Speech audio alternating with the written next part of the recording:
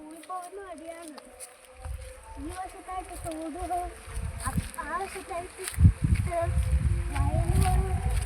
എന്തൊരു രസമാണല്ലേ ഇതിലൂടെ നടക്കാനായിട്ട്.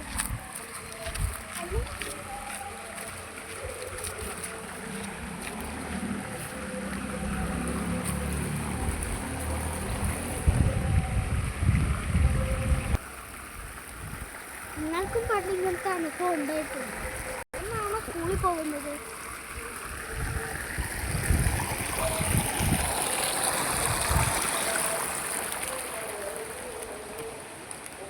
നിങ്ങൾക്ക് ഇങ്ങനത്തെ അനുഭവം വന്നെങ്കിൽ എനിക്ക് കമൻ്റ് അടിക്കണം.